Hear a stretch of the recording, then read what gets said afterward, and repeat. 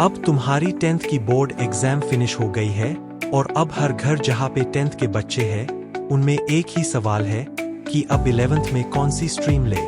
घर वाले तो तैयार बैठे हैं 90% केस में कि बेटा साइंस ले चुपचाप ऐसे बोलने को, और कोचिंग वाले भी तैयार बैठे हैं बोलने को कि बेटा क्या बनेगा, डॉक्टर या इंजीनियर। तो सारा कंफ्यूजन ये बकचोद टीचर मिटाने वाला है। तुम्हारा बस आखिर तक वीडियो देखो। तो चलो शुरू करते हैं। 3 स्ट्रीम्स होते हैं, ये तो हर कोई जाने है, पर फिर भी बता दूं। साइंस, कॉमर्स और आर्ट्स, और इसमें से एक सिलेक्ट करनी है। सब बताता हूं आगे वीडियो में। पहले साइंस स्ट्रीम की बात करते हैं। सब घरवाले ज्यादातर यही लेने को बोलते हैं। इसमें मेनली ये ऐसे कॉम्बिनेशन होते हैं। PCM मतलब फिजिक्स, केमिस्ट्री और मैथ्स, और PCB मतलब फिजिक्स, केमिस्ट्री और बायोलॉजी। और भी एक ऑप्शन अवेलेबल होता है PCMB। इसमें फिजिक्स, केमिस्ट्री, मैथ्स और बायोलॉजी चारों सब्जेक्ट्स के पेपर देने होते हैं। जो ज्यादा गंद मस्ती करते हैं वो ये लेते हैं, पर मैं सजेस्ट करूंगा कि ये ना लो क्योंकि बर्डन बढ़ जाएगा एक पेपर का बोर्ड्स में। बाकी कुछ नहीं लेना है तो ले सकते हो, तुम्हारी मर्जी है। और कोई भी इसमें से सिलेक्ट किया तो उसके साथ इंग्लिश सब्जेक्ट और ऑप्शनल सब्जेक्ट जैसे कि म्यूजिक, पेंटिंग, फिजिकल एजुकेशन वगैरह, इनमें से कोई भी एक सिलेक्ट करना पड़ता है। इंग्लिश कंपलसरी होता है, तो इनका भी पेपर और प्रैक्टिकल होते हैं तुम्हारे।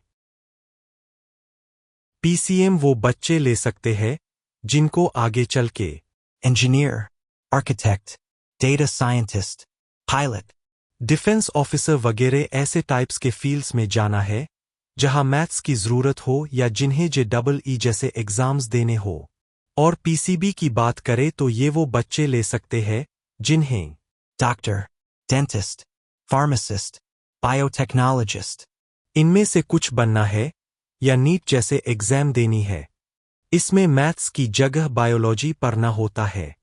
और अगर बहुत कीड़ा है किसी को तो वो PCMB भी ले सकता है, जिसको मैथ्स और बायोलॉजी दोनों प्यारे हैं, पर मैं इसको सजेस्ट नहीं करता क्योंकि एक्स्ट्रा लोड बढ़ जाता है और अपना काम बेसिक से बेसिक चीजें रखना है तुम लोगों के लिए।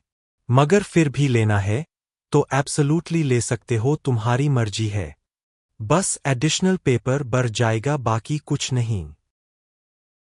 अब आते हैं कॉमर्स स्ट्रीम पर। इसका सिंपल मतलब है बिजनेस और पैसे की स्टडी। इसमें मेन सब्जेक्ट्स है accountancy, business studies, economics, English और कुछ ऑप्शनल सब्जेक्ट्स जैसे मैथ्स, एंटरप्रेन्योरशिप और साइंस। जैसे ही तुमको लेना पड़ेगा म्यूजिक या पेंटिंग वगैरह। तुम्हारा और साइंस वालों का इंग्लिश और ऑप्शनल सब्जेक्ट म्यूजिक वगैरह का पेपर सेम ही होगा। ये वो बच्चे ले सकते हैं जिनको CA, businessman, investment banker, stock market expert वगैरह बनना है या पापा का बिजनेस संभालना है। अब बात करते हैं आर्ट्स या ह्यूमैनिटीज स्ट्रीम की। इसमें तुम्हारे सब्जेक्ट्स होते हैं history, political science, geography, psychology sociology, economics और इंग्लिश। और ऑप्शनल में आएंगे fine arts, philosophy, legal studies, media studies. मतलब जो SST में तुमने सीखा ये वही समझो। ये वो बच्चे ले सकते हैं जिनको lawyer, IAS officer, professor, psychologist, journalist, actor, politician ये सब में से किसी में इंटरेस्ट हो। सोसाइटी और घरवाले इस स्ट्रीम को हल्के में लेते हैं, लेकिन ऐसा कुछ नहीं है। IAS ऑफिसर्स, हाई कोर्ट जजेस वगैरह आर्ट्स लेके ही बने हैं, और बड़े बड़े पॉलिटिशियंस भी। अब सबसे इंपॉर्टेंट कंफ्यूजन क्लियर करते हैं। बहुत स्टूडेंट्स सोचते हैं कि अगर उन्होंने एक स्ट्रीम ले ली तो उनकी पूरी लाइफ उसी में फिक्स हो जाएगी। ऐसा बिल्कुल नहीं है। मैं खुद इसका एग्जाम्पल हूं। मैंने 12th में साइंस लिया था, लेकिन आज मैं LLB कर रहा हूं। मतलब स्ट्रीम आपको एक डायरेक्शन देती है, लेकिन आपकी पूरी लाइफ लॉक नहीं करती। लेकिन एक बात क्लियर समझ लो, अगर आपको डॉक्टर बनना है और नीट एग्जाम देना है तो बायोलॉजी होना जरूरी है, इसलिए पीसीबी लेना पड़ेगा। अगर आपको इंजीनियर बनना है और जेईई देना है तो मैथ्स होना जरूरी है, इसलिए पीसीएम लेना पड़ेगा। लेकिन अगर आपको आगे चलकर law, MBA, UPSC, business, journalism जैसे फील्ड्स में जाना है तो आप किसी भी स्ट्रीम से 12th पास कर सकते हो।